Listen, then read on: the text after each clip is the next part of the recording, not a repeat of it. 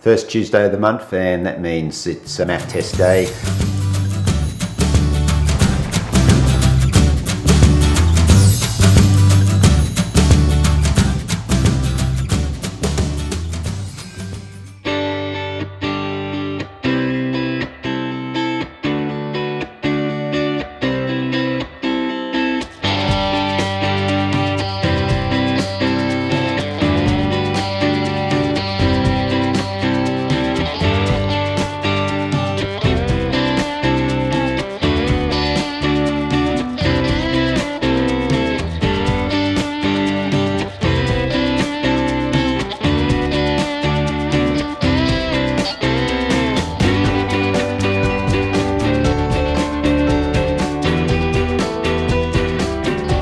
Hi guys, it's first Tuesday of the month, and that means it's a MAF test day. Had a little problem with the GoPro this morning. It looks like I might have knocked the settings at some stage and I've lost all the footage. I'm going to try and salvage it, but if we don't, then you're just going to have to put up with me talking about the MAF test for May. Sorry about that.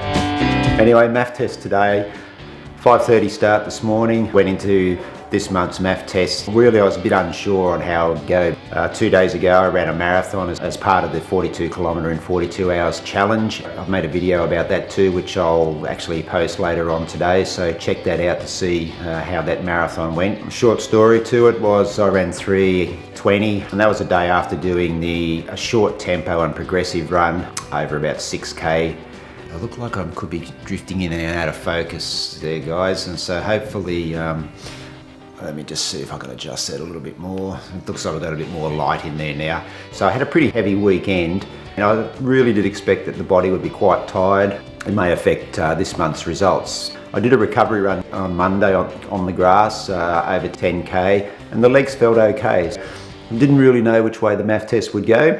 It wasn't a train wreck like I thought it was going to be when I first started out, because the heart rate was pretty high pretty much from the get-go. So I think in the first K I was sitting about 130, which is probably the highest it's been in the first K of MAF tests that I have done. It sort of stabilised a little bit, but really did have trouble keeping it to that 132 magic number for the MAF heart rate, which is my MAF heart rate level. Sort of bounced between 132 and 135 throughout. Surprisingly, the overall time for the 8k MAF test was only 3 seconds slower than last month. Last month for the 8k was 35:51, and today was 35:54.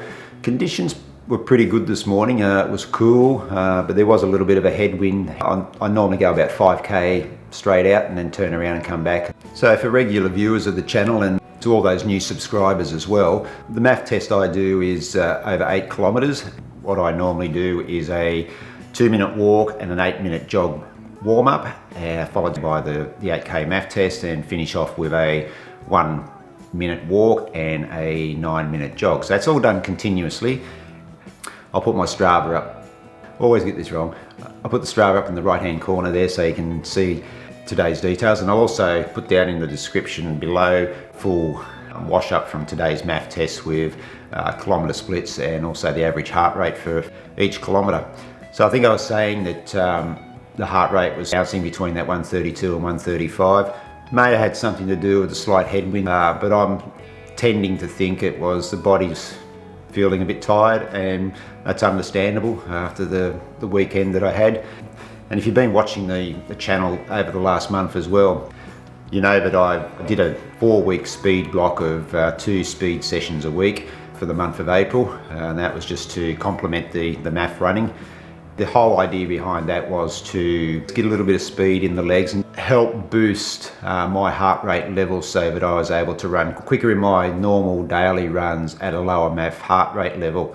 Even though the MAF test was a little bit slower than April's 4 weeks ago, I think that the speed sessions have had the desired effect. I'm running at a more consistently quicker pace for just my normal daily runs, and I'm finding too that I can maintain a pretty constant heart rate level at that increased pace. The speed sessions have worked, even though the MAF test today doesn't really show that there's been a whole heap of improvement, but I think you've got to take into account that the marathon that I did 2 days ago, combined with the tempo progressive set that I did on Saturday surely affected the body in some respect. So what happens from here on in? Over the next couple of days I'll sit down and work out a plan of attack for May.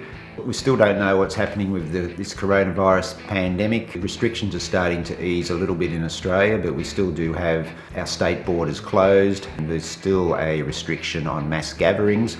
Sort of really puts a stop to most events and most races and most organised club running groups as well. We're still up in the air like everyone else around the world. There are talk of easing the restrictions even more, but our Prime Minister has said that mass gatherings and the international travel bans will be some of the last restrictions to be lifted in Australia. We'll just have to wait and see what will happen there. Most of the major marathons are still open and waiting to, I guess, on the relevant health authorities and government officials to give them either the okay or whatever. I know the Gold Coast Marathon organisers have said online that May 19 they will be making an update for their marathon, which is in the first weekend in July. The Gold Coast Marathon is one of Australia's biggest marathons. I think they have 30,000 competitors over the range of events.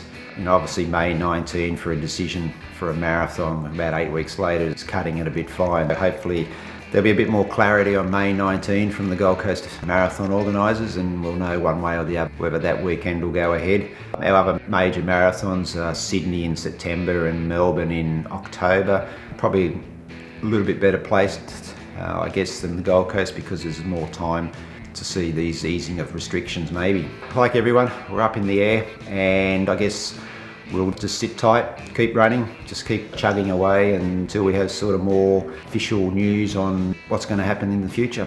So that's about it, guys. I can't think of too much more I can say about the MAF test today other than apologise that I haven't got any footage because of a mess up with the GoPro today. That's it for this week, guys. Don't forget the 42.2 kilometre in 42 hours video. That'll drop a little bit later on this afternoon, so check that out, how the marathon got on for me. Until next week, guys, run strong, stay healthy, and I'll catch you next time. Hooroo.